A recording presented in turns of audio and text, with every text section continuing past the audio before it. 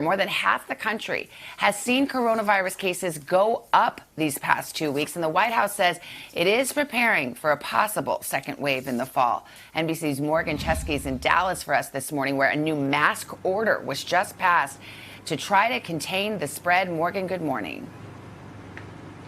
Yeah, Savannah, good morning to you. And these numbers just keep on going up, which is why here in Dallas, businesses are now required to make sure anyone who walks inside has a mask on. But across the country, as these cases continue to tick up, we're starting to see a brand new type of COVID patient.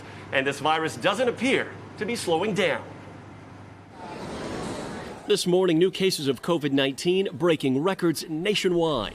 As states scramble to contain the first wave of the virus, White House advisors admitting they're now planning for another wave come fall. You prepare for what can possibly happen. I'm not saying it's going to happen, but of course you prepare. Nationwide, 26 states have seen an increase in cases over the last 14 days. 7 of those states seeing a spike of 100% or more new cases.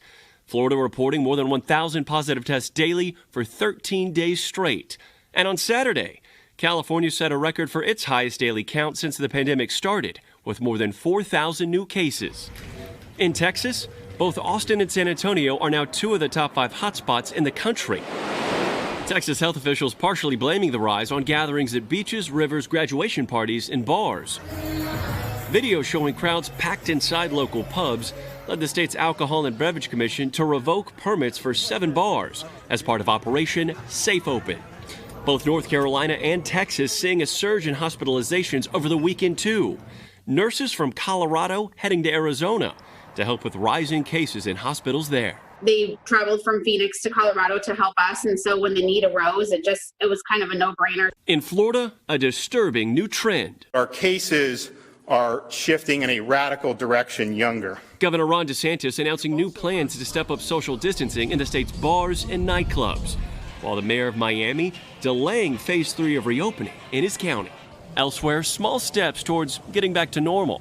This week, Baltimore, Maryland, Massachusetts, and D.C. allowing diners to move indoors to eat at restaurants. And this morning in New York City, the former epicenter of the virus, entering phase 2. An estimated 300,000 people now able to go back to work and enjoy outdoor dining too. I think hopefully eating outside will help people feel safe, which is obviously most important. And here in Texas, despite the rise in cases, Governor Greg Abbott saying the state still has a surplus of available hospital beds. And in Florida, Governor Ron DeSantis saying it's not just increased testing that's behind this recent spike. Hoda? All right, Morgan, thank you. Now to that breaking news from the world of NASCAR. Overnight, an investigation launched after a noose was found at the Talladega Superspeedway in Alabama, apparently meant as a message to Bubba Wallace, the sport's only black full-time driver. NBC's Sam Brock has details on this. Hey, Sam, good morning. Hoda, good morning, and obviously a tough one right now. Wallace has been very outspoken about the Black Lives Matter movement and the corresponding protests. So when he called on NASCAR to ban the Confederate flag on June the 10th, and that did happen, some fans weren't very happy about it. Now a noose tied very closely to the painful history of lynching in this country, left in a NASCAR garage. Just as Wallace is working right now to inspire change on the track, he's dealing with a symbol of hatred off the track. A disturbing discovery, a noose found in the garage stall of Bubba Wallace at the Talladega Superspeedway in Lincoln, Alabama on Sunday. Less than 2 weeks after Wallace, who's NASCAR's only full-time black driver, successfully convinced the stock car racing series to ban the Confederate flag at its tracks and facilities. Wallace responding overnight, writing, "Today's despicable act of racism and hatred leaves me incredibly saddened and serves as a painful reminder of how much further we have to go as a society and how persistent we must be in the fight against racism." NASCAR releasing a statement reading in part, "We are angry and outraged and cannot state strongly enough how seriously we take this heinous act. We've launched an immediate investigation and will do everything we can to identify the person responsible and eliminate them from the sport." NBA superstar LeBron James offering his support to Wallace, tweeting, "No, you don't stand alone. I'm right here with you as well as every other athlete. I just want to continue to say how proud I am of you for continuing to take a stand for change here in America and sports. NASCAR, I salute you as well." It comes as that Confederate flag ban was met with resistance from some fans returning to the track in Talladega. A Confederate flag with a defund NASCAR banner was seen flying overhead. On the ground, dozens of vehicles outside the speedway waving the flag. He's going to lay the bumper to Jimmy Johnson. Wallace has been the catalyst for change in the predominantly white sport, recently donning a shirt that said, "I can't breathe." His car getting a new paint job, displaying Black Lives Matter. Craig recently spoke to Wallace before this latest incident. What would you say to other folks who have said for years now that the flag it's about heritage, not hate? We're not saying that you can't ever fly it at your house. You can do whatever you want. But when it comes to a sporting event where we want all races, everybody to be included, inclusion is what we were trying to accomplish here. We're trying to unity. And NASCAR saying that this incident only strengthens our resolve to make the sport more open and welcoming. Savannah, back to you. All right, Sam, thank you so much. And now to the bombshell book written by former National Security Advisor John Bolton. It will be published tomorrow after the White House lost a court fight to stop it over the weekend. And overnight, he spoke out in a new interview, not pulling punches against his former boss. NBC's senior Washington correspondent Andrea Mitchell with the latest now. Andrea, good morning. Good morning. John Bolton's escalating public war of words with the president is reaching a fever pitch ahead of his nearly 500-page tell-all's official release tomorrow. Now Bolton is being slammed by all sides, from the president to the House impeachment leaders, who say he should have spoken up sooner. Overnight, John Bolton with a stinging rebuke of his former boss, President Trump, with this assessment of his place in history. I hope it will remember him as a one-term president who didn't plunge the country irretrievably into a downward spiral we can't recall from. Bolton declaring he won't vote for the president. I'm not going to vote for him in November. Certainly not going to vote for Joe Biden either.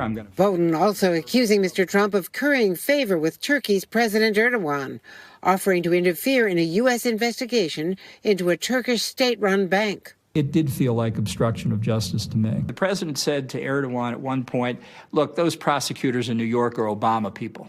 Wait till I get my people in, and then we'll take care of this. The Turkish bank was indicted last year with the support of Attorney General William Barr. Still, the book portrays Mr. Trump as willing to trade favors with foreign adversaries, even asking China's President Xi to buy American farm products to help him get reelected. Which he said to Xi Jinping directly would help him in the farm states. A really, to me, stunning statement by a president to the leader of an adversarial foreign country. The president denying that, telling Axios, "I don't go around saying, oh, help me with my election. Why would I say that?"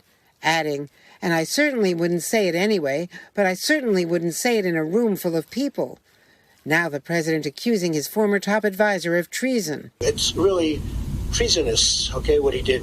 Meanwhile, House Democrats are slamming Bolton for not testifying during impeachment. To the length and degree that he indicts Donald Trump, he also indicts himself for cowardice and for greed. It was only the greed that made him come forward in this book. Bolton with ABC News. You could have been that person providing that testimony. And it would not have made any difference. How can you say that? How do you know? Because minds were made up on Capitol Hill. A federal judge has denied the White House's effort to stop the book from being sold, since it has already been published. But the judge did say that the book likely contained classified material and that Bolton may have to turn over his profits to the government and could even face prosecution. Bolton, while saying he is confident there is no classified information in the book, acknowledges he could be prosecuted because, he says, under Donald Trump, no regular rules apply. Savannah? Andrea Mitchell in Washington. Andrea, thank you. 7:12 now. Hoda, to you. All right. Thank you. Craig joins the table now. Another story involving the White House we're working on. Indeed. Good morning, Hoda. We're talking about President Trump's much-hyped campaign rally in Tulsa, Oklahoma over the weekend. That event did not deliver in terms of the expected turnout. But this morning, there's a big debate over precisely why. Also, the president facing criticism for a number of his remarks during a nearly 2-hour speech. NBC's Jeff Bennett is following this one for us from the White House. Jeff, good morning. Hey, Craig, good morning. President Trump's return to the campaign trail was intended to project strength and show enthusiasm among his supporters. The president and his allies had ginned up expectations for a packed-to-the-rafters crowd at his Tulsa, Oklahoma rally on Saturday. But that massive crowd didn't materialize. And the president this morning is facing fresh criticism for controversial comments he made about the coronavirus crisis. This morning, sources close to the White House say President Trump is furious that his much-hyped campaign reboot went bust. His Saturday night rally in Tulsa, Oklahoma, drawing a much smaller than expected crowd. The president had boasted that 1 million people requested tickets, and he promised to fill the 19,000-seat arena. But the Tulsa fire marshal tells NBC News that 6,200 people showed up, leaving rows of empty seats. The Trump campaign scrapping plans for an outdoor overflow area. President Trump claiming protesters kept people away. We had some very bad people outside. They were doing bad things. But crowds appeared thin throughout the day. And the Tulsa Police Department said in a tweet that protesters had been overwhelmingly peaceful. Another theory running rampant online, TikTok users and fans of Korean pop music groups on Twitter saying they registered online for free tickets to the rally with no intention of actually going. Oh my God, I just registered for Trump's rally and I'm so excited to not go.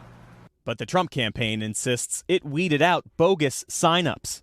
Now a senior Trump advisor tells NBC News that Saturday's rally was a bad night for our effort, adding everything was awful. Crowd size, lack of focus in the speech, way too many riff stories.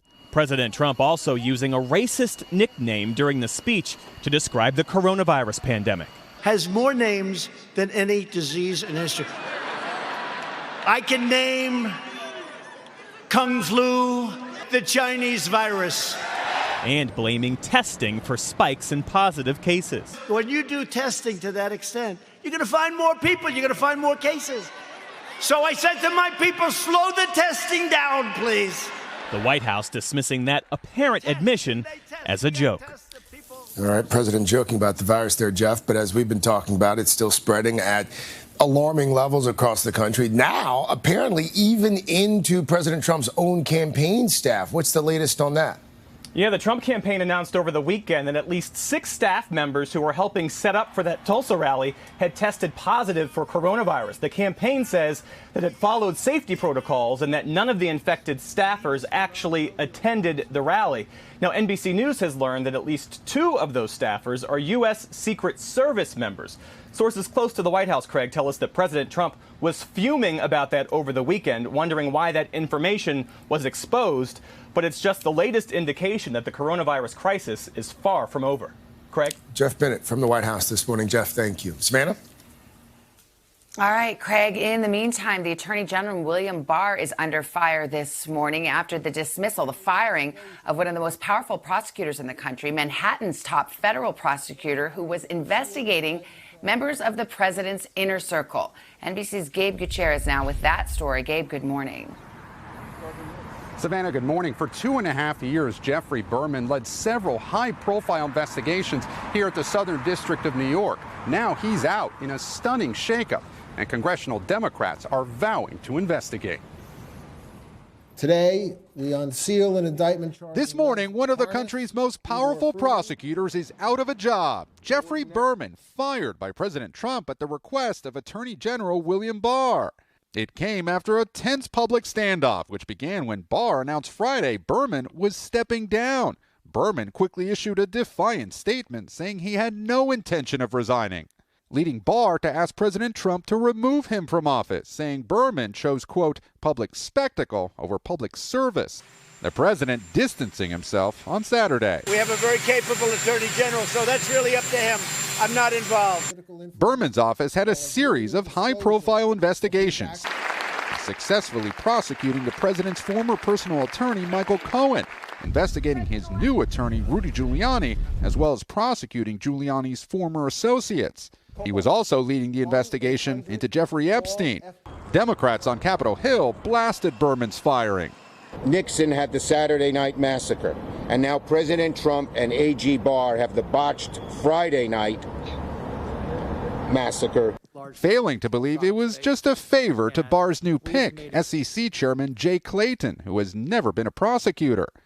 Administration officials tell NBC News Clayton told the president over a round of golf that he was interested in the position. I can't accept that explanation given the pattern and practice of both the president in seeking to use the justice system to reward friends, punish enemies, protect people he likes. Rudy Giuliani said in an interview Sunday he has no evidence that he's being investigated. As for Berman's successor, it's unclear exactly how this will play out. His confirmation is likely to be held up because both of New York's Democratic senators have said they oppose it. Clayton has not responded to our request for comment. Savannah? All right, Gabe Gutierrez at the courthouse. Thank you, Gabe. Guys? Yeah, 7:18. What do you say we switch gears? Who is that guy? Do I see Bill Cairns filling in for Al? Hey, What's up, Bill. Bill? How are you, honey?